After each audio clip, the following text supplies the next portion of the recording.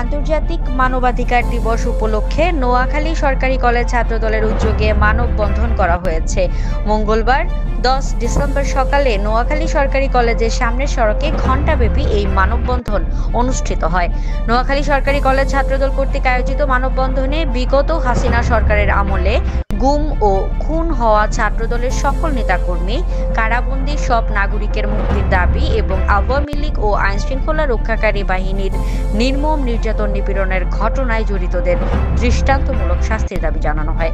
এ সময় নোয়াখালী সরকারি কলেজ ছাত্রদলের সভাপতি মোহাম্মদ আকবর হোসেনের সভাপতিত্বে বক্তব্য রাখেন কলেজ ছাত্রদলের সাধারণ সম্পাদক রাশিদুল ইসলাম সোহাগ, সিনিয়র যুগ্ম সাধারণ সম্পাদক মুর্শিদুর রহমান রায়হান ও সাংগঠনিক সম্পাদক আখতারুজ্জামান বিশাল সহ আরো অনেকে।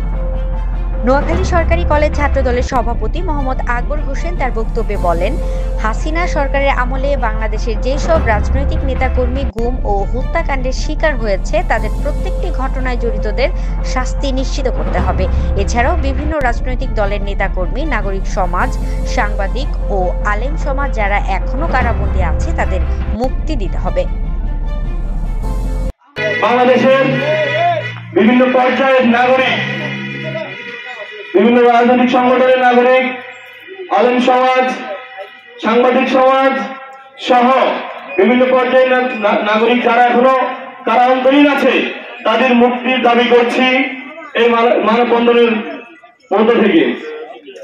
বাংলাদেশ জাতীয় ছাত্রদল বরাবরই সংগ্রাম করে বেড়ে উঠছে। সেই স্বৈরাচার এরশাদ থেকে শুরু করে এখন পর্যন্ত 2009-এর 15 নির্বাচন থেকে 2024 সালের 5 আগস্ট পর্যন্ত গণতন্ত্রগামী এই দল সকল প্রকার আন্দোলন সংগ্রামে রাজপথের সম্মুখে অংশগ্রহণ করেছিল।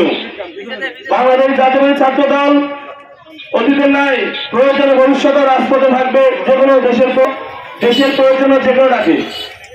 আমরা বলতে চাই যে ষড়যন্ত্র হচ্ছে পাশের দেশ থেকে বসে থেকে, সেটা আমরা কখনোই হতে দিব না।